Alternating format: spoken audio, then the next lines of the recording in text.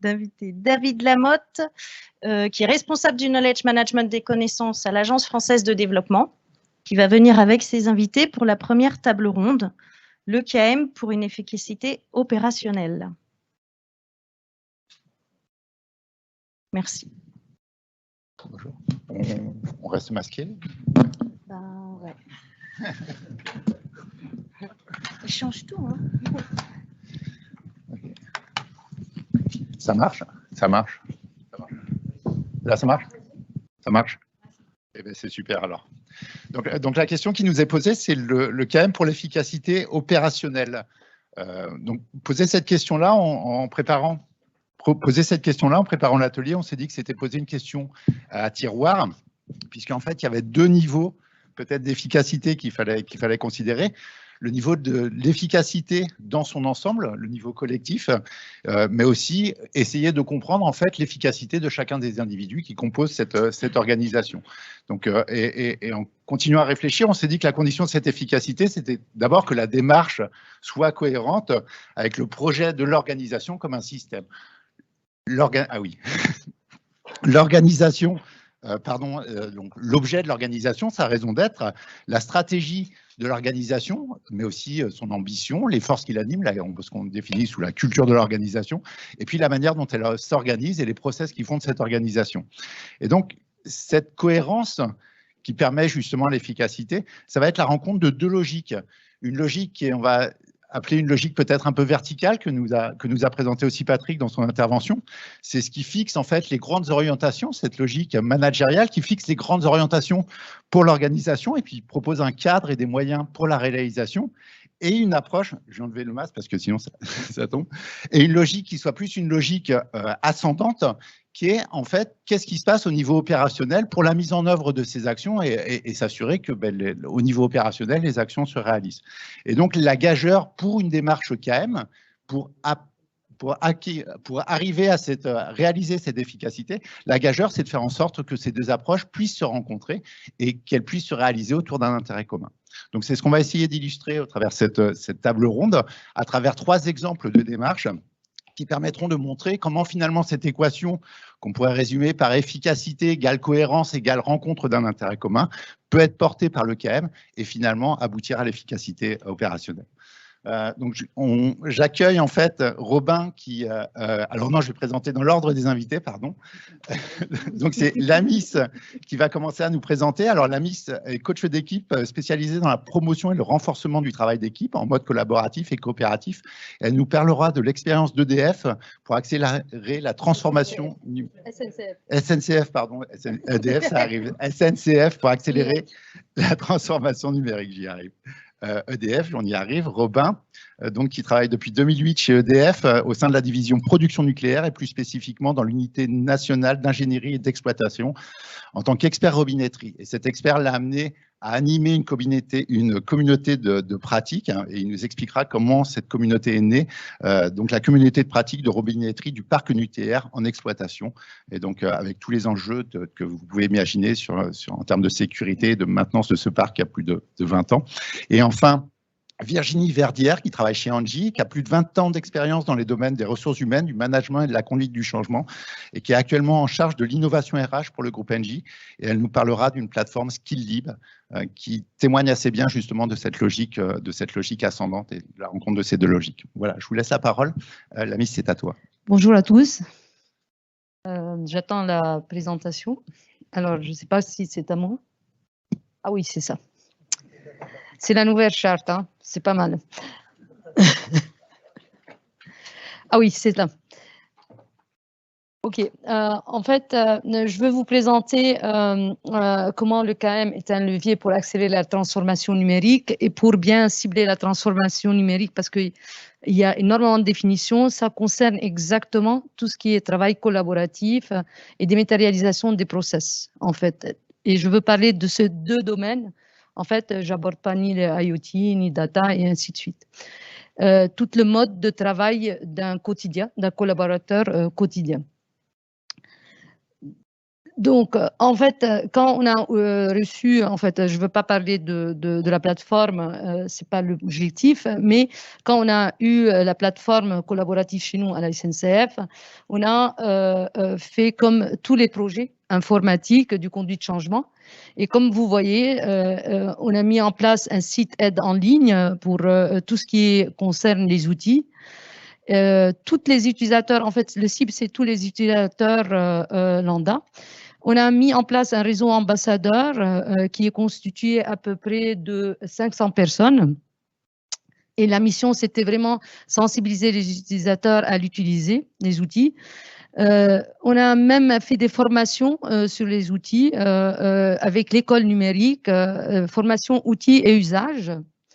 Et on a mis en place une assistance utilisateur ou par formulaire ou par téléphone. Et on a mis en place des groupes Yammer où il y a les outils concernés. En fait, les personnes peuvent poser des questions comme tout le monde. Hein. On n'a rien créé d'innovant. Et on a mis en place une entité qui peut réaliser des solutions comme des petits projets que les métiers, en fait, nous remontent. Donc, comme vous voyez ici, on n'avait pas de partage de bonnes pratiques et vraiment pas de capitalisation. Il y a des groupes Yammer où il y a des questions et réponses, mais on ne capitalisait pas. Et en fait, la personne, quand elle a un problème, elle pose la question, elle n'essaye même pas de rechercher si cette question, en fait, se trouve.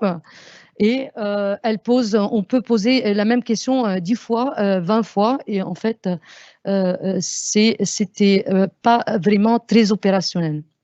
Donc, pourquoi le KM, dans ce cas-là, est important pour accélérer? Je vous montre ici, ça c'est en 2017 ce qu'on a fait. En 2018, on est allé après dire aux ambassadeurs qui existaient, on ne voit pas vraiment d'accélération, on ne voit pas vraiment de performance. Tout le monde met des réseaux ambassadeurs, ils forment même les ambassadeurs, mais derrière, en fait, on n'a pas trouvé vraiment de changement majeur. Donc, on est allé les voir, on a fait des entretiens avec eux, et eux, ils nous ont dit, en fait, on a besoin de bonnes pratiques, on a besoin de savoir dans cette région. J'ai oublié de dire que la SNCF, il y a 180 000 personnes et on est dans toutes les régions. Et en fait, parfois, on ne sait pas ce qui se passe d'une région à l'autre ou d'un établissement à l'autre. Donc, ils ont dit, et même si on a besoin de soutien, on ne sait même pas à qui s'adresser. Et en même temps, en gros, ils souhaitent être autonomes. Ça veut dire que tous les métiers, tous les entités, les établissements, ils veulent être autonomes. Ils ne veulent pas que tout centralisé et à chaque fois, c'est lourd à gérer et ainsi de suite. Donc, on a pris tout ça en considération et on a mis en place, en fait, un site qui s'appelle site CAN. CAN, c'est communauté, en fait, d'appui numérique. Qu'est-ce qu'il y a dans le site CAN? Il y a des fiches REX, il y a des bonnes pratiques, mais c'est tout du terrain. Ça veut dire qu'il y a zéro validation. Les gens, en fait, qui font quelque chose, ils souhaitent le publier et le mettre à disposition de tous, ils nous contactent.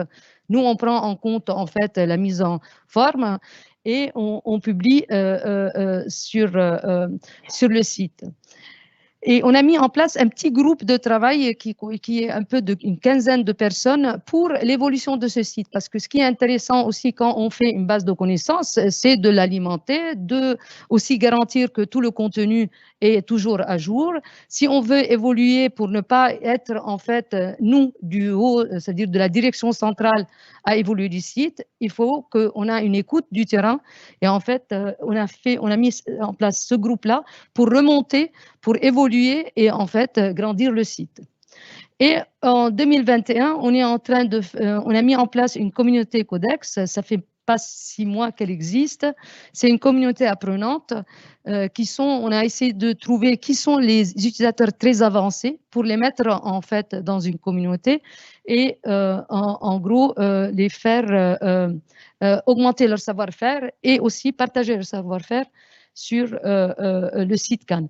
Mais on va parler simplement de ce site. Il me reste 2 minutes, je vais aller très vite. Voilà le site Cannes. Et on a pris en compte en fait le parcours, ça veut dire comment je sensibilise, comment j'accompagne, comment je forme, comment je réalise. On a vraiment pris les questions du terrain et on a fait en sorte que ça représente de la même manière. Donc, il y a à peu près 87 bonnes pratiques. On a mis en place l'écosystème parce que tout le monde dit, mais on ne sait pas qui fait quoi au sein de la SNCF. On ne sait pas si... You are the only call in this conference. Okay, c'est une traduction en anglais. Tu vois, OK. Tout le contact réseau qui réalise en fait et qui accompagne. On a mis en place aussi des actualités et les fiches Rex. Et c'est les fiches Rex en fait qui ont eu beaucoup de succès. Il y a à peu près 137 fiches Rex. Quelqu'un a mis en place une application dans un établissement. Quelqu'un a mis un site SharePoint qui est intéressant. Quelqu'un a mis en fait un Power BI, des cas d'usage en fait qu'on les affiche. Je veux terminer. En fait, ça, c'est les fiches Rex, si vous voyez. Et on a essayé aussi, c'est important, des fiches Rex, de les mettre par SA, c'est-à-dire par activité, parce que les gens, ils voulaient, ah oui, mais moi, SNCF Réseau, je veux voir tous mes fiches à moi. Et SCA Voyageurs, moi aussi, je veux voir que les miens. Donc, on a pris en compte ça, qu'on a fait des tris, si vous voyez à gauche, par auteur, par SA, par application, en fait, par outil et par domaine. Et les ROI, c'est tout le monde pose la question et Martin m'a dit, Amis, il faut que vous chiffrez. C'est pas simplement vous dites, vous mettez en place une gestion de connaissances, mais il faut aussi chiffrer. Donc j'ai pris 2 cas d'usage. En fait, il y en a une entité qui nous a demandé de travailler avec eux pour mettre en place une expression de salariés, un site qu'on a mis en place, qu'on a mis sur le site et il y a eu 7 duplications de ce site. Nous, ça nous a pris à peu près 20 jours au niveau cadrage, atelier, prototype, test et réalisation. Et en gros, dans le KM, ne pas refaire ce qui était fait. Et ils ont dupliqué, en fait, ce site 7 fois. Le cas d'usage, le deuxième, c'est il y avait quelqu'un dans l'établissement qui a fait une application sur le terrain, sur le télétravail, en fait. Et au niveau national, ils ont repris cette application. Puisqu'elle était testée sur les terrains, il y avait comme un prototype qui était assez performant. Donc, ils ont pris cette application, ils ont industrialisé et est devenue une application nationale. J'étais très rapide et c'est bon. En fait, ça, c'est les 2 cas d'usage qu'on a montrés pour montrer, en fait, le gain de KM au moyen terme, quoi. Merci beaucoup, Lamis. On voit à travers cet exemple l'illustration de ce qu'on essayait de dire en introduction, qui est l'importance justement d'identifier des initiatives au niveau du terrain et de pouvoir les faire remonter pour fixer un cadre en fait, qui soit un cadre cohérent avec les besoins aussi et la mission qui est la mission de la SNCF et non pas d'EDF. On passe à EDF du coup et on va voir un exemple pratique aussi de mise en place de ces synergies et de cette cohérence au sein d'un groupe de travail. Donc je passe la parole à Robin qui va nous parler de la communauté de pratique robinetterie. Merci, bonjour à tous. Donc en introduction, au départ on s'appelait Réseau Robinetterie. Et côté présidence du groupe EDF, il y a eu une vraie volonté de mettre en place une démarche de knowledge management pilotée par Thomas Rothschild ici présent. Et c'est là où on s'inscrit, c'est-à-dire qu'en tant que réseau robinetterie, on a été amené à participer au sein des workshops communauté de pratique. Et on s'est rendu compte que, comme M. Jourdain, on était une communauté qui s'ignorait en fait. Et c'est ça que je vais essayer de vous présenter aujourd'hui. EDF côté robinetterie, parce qu'on s'inscrit là sous le domaine technique de la robinetterie, c'est 8 entités, 8 départements différents, avec le premier, le cœur même, c'est les 20 centrales nucléaires, où on a des robinets dedans. On a un département design, qui est en charge des modifications de la centrale, et aussi de la qualification du matériel, une R&D, un département pièces de rechange, un département achat, un département formation aussi, un département intervention qui a en charge d'intervenir sur les matériels dits sensibles, sur nos centrales, et le département ingénierie, là où je suis, côté services centraux, qui anime cette communauté. Donc on voit qu'il y a énormément de monde qui traite du même sujet, avec un vrai besoin de synergie pour se coordonner. Donc c'est de là qu'est né ce réseau robinetterie initialement, qui est devenue donc une communauté de pratique. Et pour l'anecdote, cette année, ça fait 20 ans qu'on existe, donc en 2021. Donc on se regroupe à peu près plus de 200 personnes. On a des audios et un rituel précis avec une audio par mois, une réunion physique aussi par an. Et c'est important pour la convivialité et se connaître et se rencontrer. On a une base de données, un SharePoint notamment, une boîte aux lettres générique pour pouvoir échanger. On en parlera un peu plus après. Donc, dans ce contexte, comme on est sur la thématique excellence opérationnelle, je vais vous présenter quelques gains notables qu'on a eus.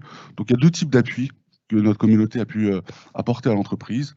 En premier, des appuis stratégiques. Et là, c'est l'optimisation des volumes de maintenance. Tout ça en gardant en tête 2 paramètres, la fiabilité de nos robinets et la sûreté nucléaire, parce que c'est ce qui nous anime.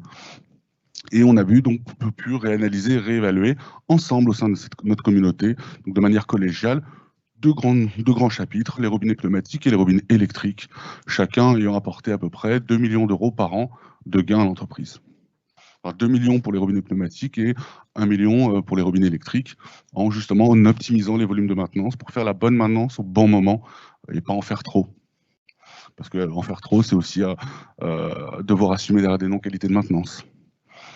Et à titre d'exemple, pour l'année 2022, donc l'année à venir, on a plus de 10 sujets de cet acabit-là, dont les gains escomptés devraient être à peu près du même ordre de grandeur. Donc ça, c'est pour l'appui stratégique, où on essaie de s'aligner le plus possible vis-à-vis de la vision stratégique de l'entreprise et des choix qui sont faits. Et d'un point de vue plus opérationnel, notre communauté, comme elle partage énormément, comme elle échange énormément, il y a 3 types d'appuis. Le premier, c'est un appui en termes de partage et d'échange de pièces de rechange. Typiquement, on a une centrale nucléaire où il y a une défaillance sur un matériel, un robinet. On est le week-end. Donc on se contacte mutuellement les uns les autres grâce à notre boîte aux lettres générique et aussi parce qu'on se connaît et on échange nos pièces de rechange comme ça. Ça nous fait gagner énormément de temps en termes de production. On partage l'outil de diagnostic aussi parce que lors de certains aléas techniques ou lors de certaines maintenances, il y a des pièces spécifiques que seules certaines centrales nucléaires ont. Donc ça nous permet aussi de les échanger rapidement et de les partager. Et le dernier point, c'est des solutions techniques lors d'aléas où justement on échange et on partage notre ex régulièrement. Et en gros, ça a permis, au doigt mouillé, par an, ça rapporte à peu près 5 à 6 jours d'équivalent de production, équivalent pleine puissance. Donc les GEP, c'est à peu près 1 à 2 millions d'euros par GEP. Donc ça, c'était pour vous présenter quelques gains cette année. Et le plus important, à mon sens, c'est les clés de succès de notre communauté. Elles sont au nombre de 9. Le premier, c'est un constat, c'est que nos centrales nucléaires, elles sont standardisées. C'est les mêmes centrales nucléaires un peu partout en France. Il y a 2 paliers techniques, 900 MW et 1300 N4, peu importe, mais de manière globale, elles sont standardisées. Donc on a un vrai besoin de mutualisation. Le deuxième, c'est l'objectif commun qui nous anime au sein de notre communauté, c'est rendre nos organes de robinetterie plus fiables et résoudre au quotidien toutes les problématiques, tous les petits cailloux dans la chaussure qu'on peut avoir et qu'on peut rencontrer. La troisième, c'est la régularité. Donc on a des réunions et un agenda qui est organisé en avance et perpétuel. Donc, en l'occurrence, les audios qu'on a, c'est tous les 2e et 3e jeudis du mois, tous les mois. Des échanges équilibrés, c'est-à-dire que des entités nationales vers les centrales nucléaires, mais aussi des centrales nucléaires vers le national. Il y a un vrai partage de l'information dans les 2 sens. Les centrales nucléaires nous apportent leurs REX, leurs problématiques au quotidien, tout ce qui émerge, tous ces signaux faibles qu'ils peuvent ressentir, et nous on les analyse et on leur apporte aussi notre vision stratégique avec une prise de recul parce qu'on gère le parc entier. La diversité des participants, parce qu'il y a l'ensemble des acteurs du domaine qui sont présents, aussi bien des techniciens, des intervenants, que des experts ou que des ingénieurs. Des acteurs clés, parce que les principaux experts du domaine participent et sont actifs au sein de la communauté, au sein de chaque échange. La convivialité, j'insiste sur ce point, on a des réunions physiques pour se connaître et créer du lien. Alors dans l'entreprise, c'est pas forcément toujours bien vu de se regrouper, de se voir pour déjeuner ou dîner ensemble, mais pourtant c'est extrêmement important pour se connaître, pour créer ce lien et pour mieux échanger, partager après. L'expertise, parce qu'il y a une entraide pour l'amélioration des compétences de chacun, et notamment tous les jeunes gens embauchés ou les jeunes ingénieurs ou les jeunes experts du domaine participent activement à la communauté pour justement engranger de la connaissance et par frottement monter en compétences. Et le dernier point, c'est des résultats mesurables et suivis. C'est-à-dire qu'à chaque réunion, on a un plan d'action qui est suivi. On balaye toutes les actions, on les suit, on essaie d'être le plus possible aligné avec les enjeux de l'entreprise, dans les décisions qu'on prend. Voilà. Merci beaucoup pour...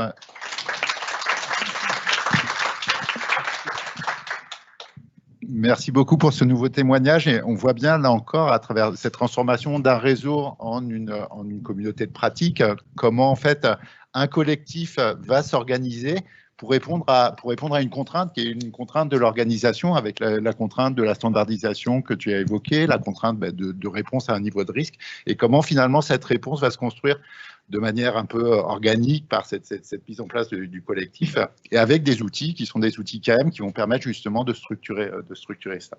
Troisième exemple ou troisième illustration, alors on a parlé d'organisation, on a parlé d'outils digitaux, on a parlé de communauté, et puis la démarche KM, et puis ce collectif, il est aussi basé sur des individus, des compétences, et donc et puis des motivations de ces individus, des aspirations, et comment en fait l'organisation va aussi pouvoir permettre l'émergence ou la valorisation de ces compétences, et peut-être la réalisation ou la création de valeur à travers une meilleure mobilisation de ces compétences dans certains cadres.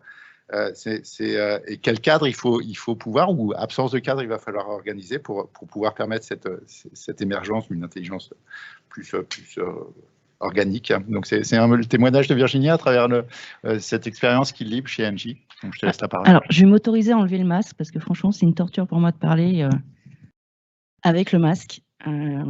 Et comme on a le pass sanitaire, mais voilà, je ferai attention de ne pas postillonner sur le micro.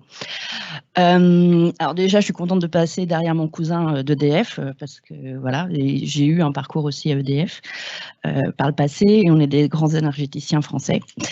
Et je voudrais aussi dire merci aux collaborateurs d'Engie qui sont dans la salle. Donc il y a Élodie Dufournel, donc en charge du KM pour Engie, Florence Cariou qui est aussi dans les réseaux d'intelligence collective, on va dire, et puis Alain Quinquenot, un grand expert aussi de la démarche, et puis certains en ligne, je pense.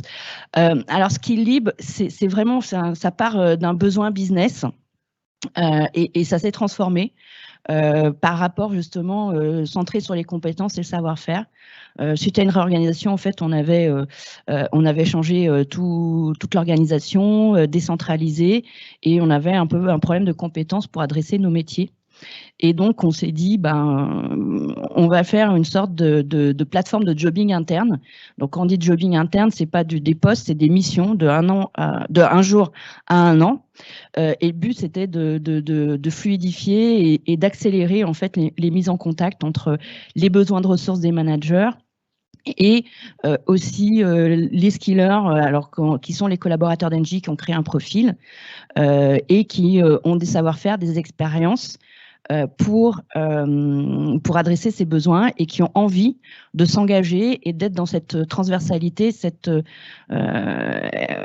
partage.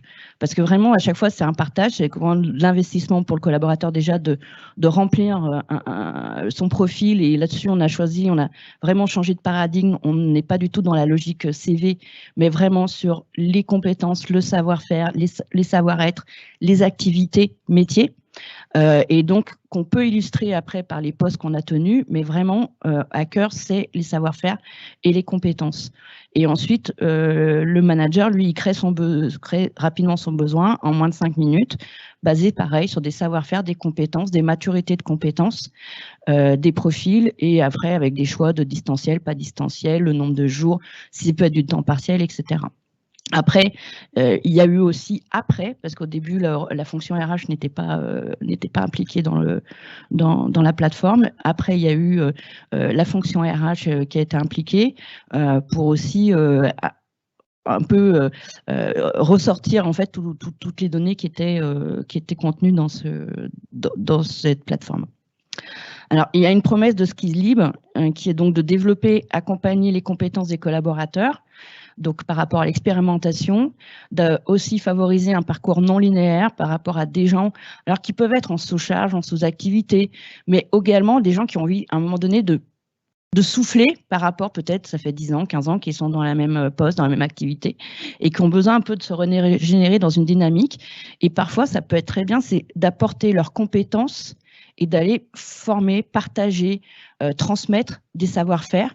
Mais là où c'est assez beau, c'est que, en fait, c'est qu'ils vont dans une autre équipe, dans une autre entité, ils apportent leur savoir-faire, ils transmettent aux équipes sur place, mais surtout c'est que quand ils reviennent dans leurs équipes, ils ramènent aussi autre chose, parce qu'ils ont vu autre chose vraiment dans le matière concret. Et donc du coup, la circulation des savoir-faire, du partage des connaissances se fait de manière beaucoup plus rapide, de manière beaucoup plus circulaire, et du coup, on est vraiment dans le knowledge, le flow knowledge. Et les managers, eux, ils ont la capacité de répondre à leurs besoins business, d'essayer d'expérimenter aussi des nouveaux besoins business, en disant à travers un montage d'équipe projet grâce à SkillLib, et aussi ça valorise les ressources internes. Ça valorise là-dessus et donc ça engage, parce que quelque part, parfois on peut se poser des questions quand on est dans un certain temps en disant mais à quoi je sers, où est-ce que je vais, etc. Je suis pas reconnu. Et quelque part, quand on vous propose des missions parce que vous avez les bonnes compétences, le bon savoir-faire, ça montre que vous contribuez à l'entreprise. Et surtout, c'est que du coup, on mesure un ROI. Donc, j'ai compris avec l'introduction que c'était pas le Graal, mais quand même, ça permet de calculer. On a un retour sur investissement qui n'est pas des gains, mais c'est des coûts sauvegardés par non-recours à des compétences externes, l'intérim, etc. Et aujourd'hui, sur les 2 dernières années, on est entre 1 à 2 millions d'euros sauvegardés grâce à ces missions. Voilà. Et donc là, on a des exemples de missions. Donc, vous voyez, ça peut être du data analyst, ça peut être du directeur projet au Maroc, ça peut être aussi des chefs de projet sur la transition énergétique, ça peut être aussi sur la neutralité carbone. Donc, il y a vraiment différentes choses. Aujourd'hui, il y a des assistantes aussi qui se mettent par rapport à ça pour en fait proposer leurs services à d'autres managers que leurs managers désignés pour en fait soulager. Donc c'est vrai que ça amène une solidarité, une transversalité et une découverte, un enrichissement. Et cet enrichissement, il est vraiment dans les 2 sens. Et c'est là où en fait on a essayé de démontrer à travers nos 3 interventions que s'il y a le top-down, c'est bien.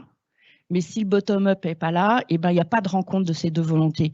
Et que pour nous, on s'était mis d'accord, c'est que le KM, le Knowledge Management, c'est la rencontre de ces 2 choses et elle doit être portée avec la même intensité par ces 2 parties.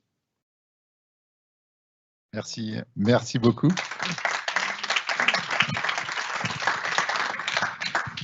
Et du coup, tu viens de conclure. C'est bien, merci. Je sais pas s'il y a des questions. Il y a peut-être des questions dans la salle et après on verra avec Laurence s'il y en a en ligne. On commence par le premier rang. Elle est très courte. Comment ça a été accueilli SkillLib chez Engie? Par le management, de façon générale. Par le management? Alors, par les managers opérationnels, par les managers business, très bien pour ceux qui avaient des besoins. Et ensuite, en fait,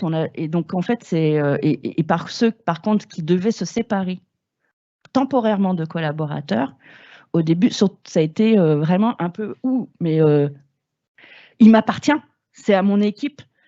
Et en fait, ça a été toute une conduite de changement déjà de dire, un jour, tu vas peut-être avoir besoin de ressources et tu seras content de pouvoir bénéficier de SkillLib. Donc, quelque part, c'est aussi du circulaire. Je donne, je reçois, je donne, je reçois. Et à un moment donné, quand on a des besoins, de savoir qu'on a donné avant, on s'attend à recevoir au moment où on en a besoin. Et ensuite, c'est une logique aussi de pousser les managers à peut-être s'organiser différemment et à comprendre que l'enrichissement des collaborateurs n'est pas uniquement en les collant derrière leur bureau. Voilà. Mais c'est une conduite encore du changement de tous les jours. Question également, toujours pour Virginie, donc une belle expérimentation. Combien de personnes sont touchées, combien de missions? Et parallèlement, quel est le business model? Est-ce qu'il y a de la refacturation interne de ces services de conseil interne ou ça reste sur du volontariat? Alors, jusqu'à hier à peu près, je n'ai pas calculé hier, franchement, je n'ai pas regardé, on est à plus de 600 ou 700 missions. On a 1800 collaborateurs qui ont créé leur profil et ils ont une capacité de se déclarer disponible ou pas disponible, ou disponible en temps partiel ou disponible à temps plein. Ensuite, c'est une plateforme maison qu'on a fait, c'est pas du tout, c'est quelque chose qu'on a fait homemade, voilà. Et aujourd'hui, il y a entre 50 à 80 missions en flux courant. Et là, aujourd'hui, on a fait en fait une campagne de crowdfunding à l'interne pour engager les collaborateurs aussi par rapport au projet. Donc, on a eu un gros succès avec beaucoup d'investisseurs. Alors, c'est pas du crowdfunding comme à l'externe, c'est garanti par NGSA et ça ne revient pas sur le budget de la plateforme, mais c'est plus de l'engagement.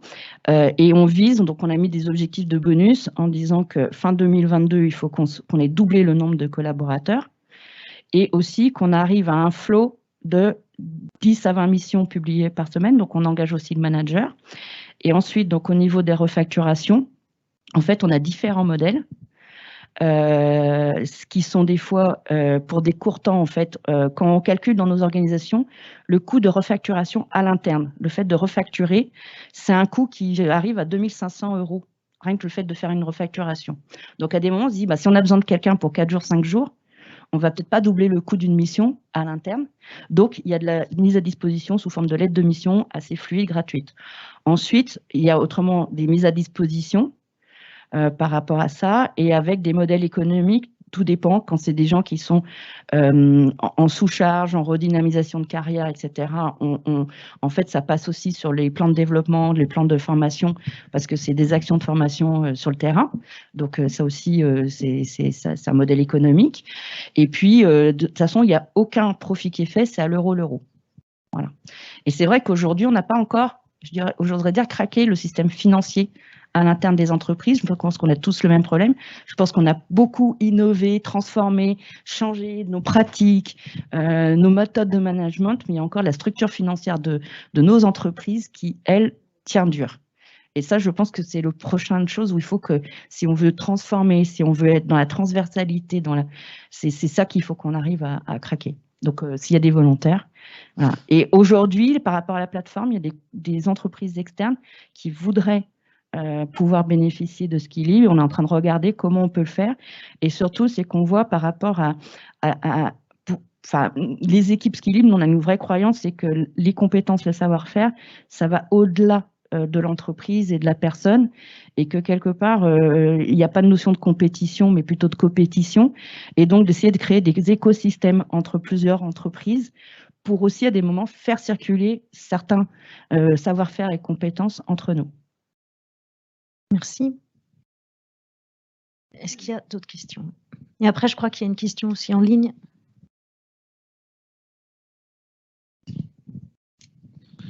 Bonjour, Christian Cazeneuve, Orange. Merci pour la grande qualité des interventions. Monsieur Costillard disait tout à l'heure que le KM doit être utile en dernier ressort à la production, mais qu'en même temps, le KM avait peu d'effectifs puisque les effectifs étaient ailleurs, dans des grandes directions métiers, de sorte que pour que le KM puisse avoir une influence effective sur l'organisation, il faut probablement que le KM ait un certain référentiel qui soit cohérent avec l'annuaire de l'entreprise à l'instant T, mais qui soit capable d'anticiper et de prévoir des tendances, des potentiels d'évolution, des optimisations en jouant sur les synergies. Et j'avais une question à Madame Verdière.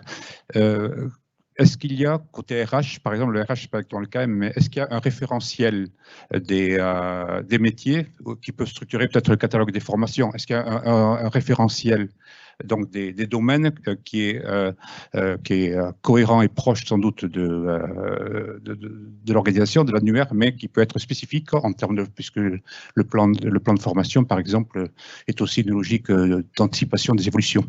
Donc, est-ce que vous avez votre propre classification, en quelque sorte? Alors, notre propre qualification, alors nous, on a renoncé à faire des cartographies de compétences. parce que ça prend 10 ans à les faire et à peine elles sont sorties, c'est déjà fini.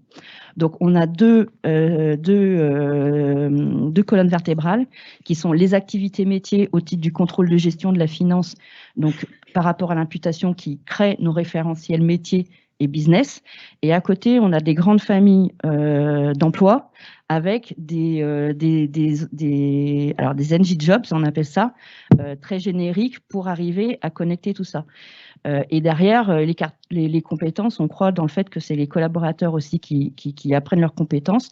Et on est en train de faire des tests sur de l'IA parce qu'en fait, toutes les compétences, il y a des grandes entreprises françaises et enfin des laboratoires de recherche qui font des choses et on va essayer de créer en fait une cartographie dynamique.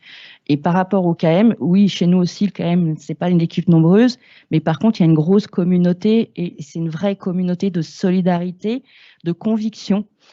Et du coup, bah, moi, je suis dans les RH et vous avez dit les RH, ça n'a rien à voir avec le KM. Il y a quand même la notion de knowledge, de savoir. C'est une partie du KM. Donc, moi, je me sens complètement investie dans les missions de l'équipe KM et j'en suis une petite partie voilà, dans les cercles. C'est aussi le KM, il est quand même people-centric parce qu'il est fait par des hommes pour des hommes.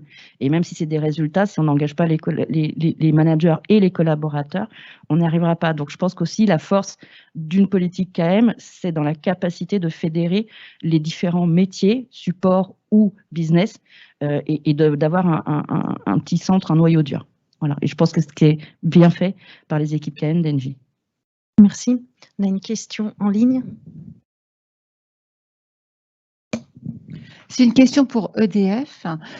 Vous avez décrit les clés de succès de la communauté et les très beaux gains. Bravo pour ça.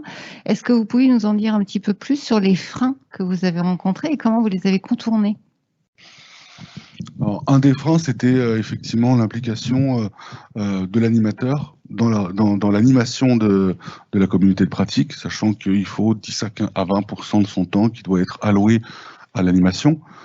Ça fait peur au management quand on leur annonce ça, mais en pratique, c'était déjà le cas. C'était déjà ce qui se passait de par l'historique. Et donc, on l'a contourné assez simplement grâce à ça. Après, on est en pratique, on lance un programme de gestion des communautés de pratique au sein de la division production nucléaire. Et on a commencé à identifier d'autres réseaux qui vont passer en communauté de pratique. Il y a notamment le réseau des postes d'évacuation d'énergie et transformateurs, le réseau, donc la future communauté tuyauterie, la future communauté cœur combustible aussi. Et typiquement, quand on voit les gains qu'on peut afficher, quand on parle de retour sur investissement, 20% du temps d'un animateur, c'est pas très cher à côté des gains que ça peut rapporter.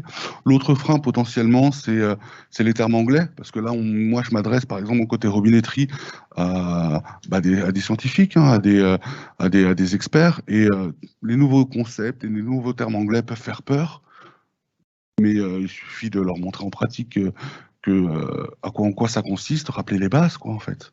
Et non, il n'y a pas eu de frein particulier. En expliquant les choses, et non, on n'a pas eu plein de freins particuliers. Merci. Une autre question. Ouais. Merci. Bonjour, Muriel Seménéry, Essilor Luxotica. Alors, j'ai deux questions. Une pour la Miss sur le profil des ambassadeurs. Est-ce que ce sont des informaticiens ou des gens des RH? Voilà, qui sont-ils en fait ces ambassadeurs qui vont diffuser la connaissance autour des outils collaboratifs? Et puis une autre question autour de SkillLib pour Virginie, ou plutôt deux questions. Déjà, les personnes qui vont postuler à des missions, est-ce qu'il n'y a pas un tabou sur le fait de dire qu'on n'a pas assez de charge de travail? Voilà, je suis assez bluffée en fait par la plateforme. Et puis pour le manager qui doit laisser partir quelqu'un, enfin là on voit les exemples avec des directeurs de projet. J'imagine que la personne qui va être directeur de projet à Casablanca sur la tour Mohamed VI, c'est quelqu'un qui a des grandes compétences, qui a une expérience, etc. Donc comment ça va s'organiser pour le service qui laisse partir cette personne? En fait, pour le profil des ambassadeurs, au début, en fait, c'était des geeks, des gens, en fait, qui s'intéressaient à l'informatique. Et on s'est rendu compte, et on faisait des formations pour être ambassadeur. Et après, on s'est rendu compte que pour faire un projet de transformation, si quelqu'un qui connaisse uniquement les outils, ça ne suffit pas. Donc, on a ouvert plus les ambassadeurs à des gens qui ne sont pas très geeks, mais qui sont, par exemple, excellence opérationnelle, qui sont plutôt coach, qui sont plutôt, en fait, facilitateurs, qui sont du conduit de changement. Même s'ils ne connaissent pas très bien les outils, mais les outils leur intéressent ou les usages, ils intéressent.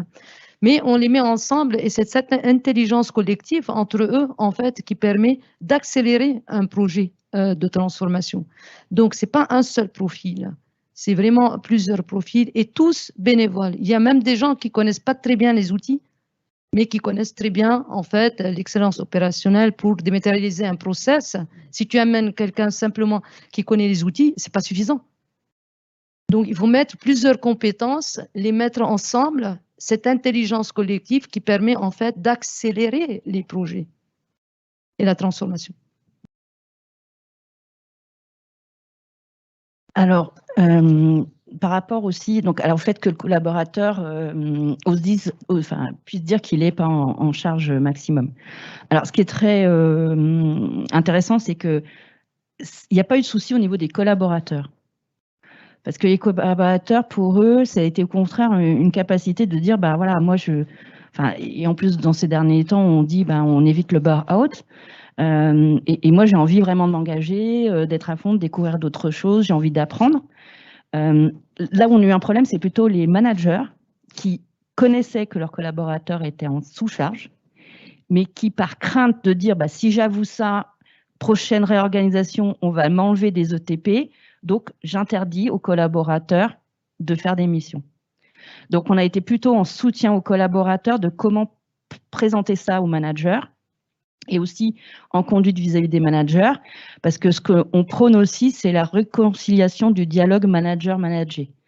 Et de dire, de ne pas être que pour les managers dans la défiance vis-à-vis des collaborateurs, mais vraiment d'être dans la confiance. Et je pense que ça, c'est un gros progrès qu'on doit faire aussi en France, la culture française, de comprendre qu'on a plutôt 99,99% de nos collaborateurs qui sont des personnes matures, responsables et en qui on peut avoir confiance, et d'arrêter de légiférer pour les 0,0001 qui ne jouent pas de la même manière.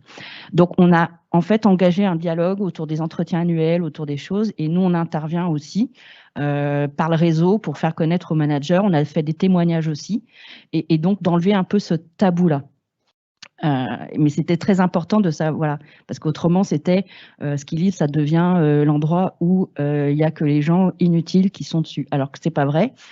Ensuite, bah, ça a été aussi, alors par exemple pour laisser partir un collaborateur très longtemps, c'est aussi au collaborateur d'apporter la solution à un manager s'il a vraiment envie de faire cette mission, de dire bah voilà, ok, je vais te demander un truc pendant 10 mois, je veux partir, mais franchement c'est le projet de ma vie et en plus je pense que je peux vraiment arriver à te ramener des choses. Donc moi je m'organise.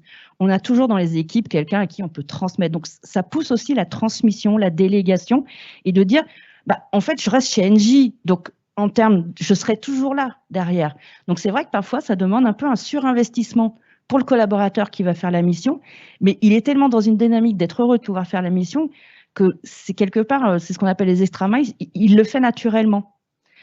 Et quelque part, c'est de dire, bah, il faut jamais retenir les gens, parce que si on les retient, de toute façon, ce qu'on peut voir, c'est qu'ils quittent Engie. Et s'ils quittent Engie, ils quittent dans les mauvais termes, et à ce compte-là, on ne le revoit plus jamais, il n'est plus là pour former ses successeurs. Alors qu'à travers une mission, il transmet plus volontiers, et aussi on trouve, il y a des managers qui disent, ok, je te laisse partir, mais il faut trouver un autre collaborateurs via une mission. Et puis, on réorganise les équipes. Et donc aussi, ça permet la conduite du changement de la façon de manager, à être plus flexible, à répondre plus rapidement aux besoins. Voilà. Merci. Je crois qu'il y a une question ici. Bonjour, Pascal Jouxtel, je suis chercheur au CNAM. J'ai une question pour tous nos invités, pour les 3 et même peut-être les 4. Elle est un peu double. D'une part, est-ce qu'il y a d'après vous une raison qui ne serait pas spécifique à une de vos entreprises, mais qui serait plutôt liée à l'époque et qui ferait que ce genre de démarche, actuellement, on le vend en poupe, et donc une manifestation de l'époque? Et on pourrait dire aussi, est-ce que pour vous, ça représente une révolution dans le KM, dans la manière de penser le KM, et notamment le fait qu'on ne puisse plus décoller la connaissance de la personne, voilà, ni décoller la connaissance de la pratique? En fait, ce qui est innovant dans cette démarche, en fait, au sein de la SNCF, c'est l'écoute du terrain. Ce qui n'était pas avant, en fait. C'est toujours, les démarches viennent du top-down. Et là, comme vous avez vu, les conduites de changement, c'est toujours connu en formation, c'est sens utilisateur, communication. Là, on s'est rendu compte que ça ne marche pas et ce n'est pas suffisant. Donc, l'innovation, c'est d'écouter le terrain, ce qu'il veut, en fait, et faire avec. Et c'est réconcilier ces deux, en fait, qui fait fonctionner une démarche KM. Je ne sais pas si quelqu'un veut ajouter. Alors, je pense que les nouvelles générations et aussi les réseaux sociaux, avec tout ce qu'ils ont de bon et de pas, moins bon, font circuler l'information plus rapidement. Donc, l'entreprise, si on veut... Enfin, moi, je crois beaucoup au fait qu'on n'a pas de vie. Hein, on n'a pas notre vie perso avant 8 heures et après notre vie pro et puis à 20 heures. Je pense que de plus en plus, on est quand même une seule et même personne qui a des exigences tout au long de la journée, qui est aussi bien salarié que client, et qu'on attend un peu d'avoir les mêmes outils, les mêmes démarches que dans notre quotidien, voilà. Et donc, je pense qu'il y a un contexte favorable, mais j'appelle votre vigilance.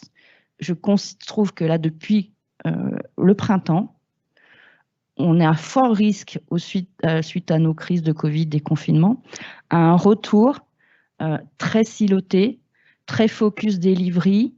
On n'a pas le temps, il faut délivrer. Je pense que notre management, globalement, a un peu peur de perdre voilà, la notion de performance et peut un peu oublier l'humain.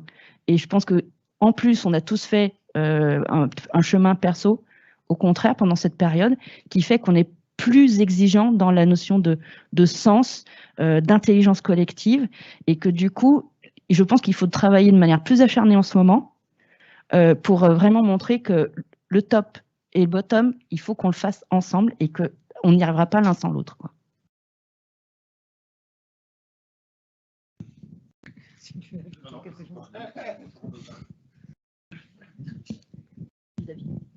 Du coup, je vais conclure et répondre à la question aussi qui me permet de conclure. Je pense que alors on l'a vu là, dans ces initiatives, on a parlé de l'intérêt commun, de la rencontre de deux logiques, cette logique un petit peu descendante et ses aspirations personnelles, des initiatives terrain. Je pense qu'elles répondent aussi, et pour répondre à la question, elles répondent aussi à une transformation de la société via les aspirations personnelles, une transformation du rôle ou de la place du collaborateur, transformation des organisations, on le voit, la dématérialisation d'un certain nombre de processus, la montée du télétravail, le réflexe partenarial qui est en train de se développer beaucoup. Virginie disait, l'initiative finalement elle doit sortir des frontières de l'entreprise et la fonction knowledge management, elle se doit d'accompagner tout ça, toutes ces transformations. Et je pense, et c'est un petit peu en écho de ce que disait Patrick en introduction, il y a une transformation de la fonction knowledge management qui gagne en maturité et qui, en gagnant en maturité, en fait, devient beaucoup plus, me semble-t-il, beaucoup plus flexible, souple, agile dans son approche, pour utiliser des mots un petit peu à la mode.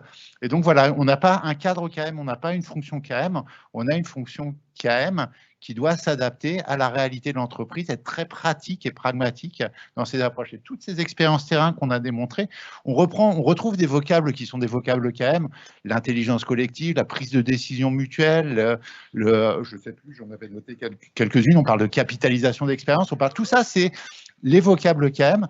En revanche, en fait, elle s'adapte à chaque fois à des contextes, à des organisations. On va plus travailler avec la RH, plus travailler avec la DSI.